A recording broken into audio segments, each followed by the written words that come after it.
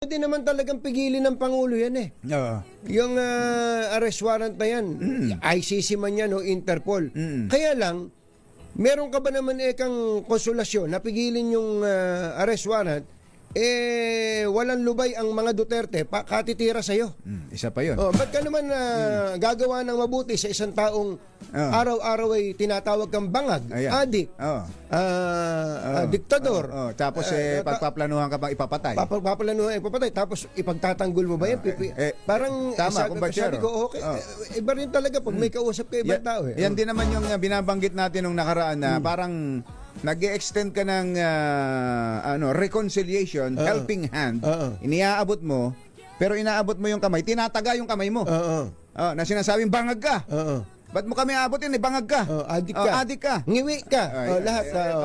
Paano nga naman mangyayari yun? Kumbaga, umaasa ka sa kapwa mo na mabuti ang gagawin sa'yo, pero ginagawan mo naman siya ng masama araw-araw. Yun ang sinasabi natin.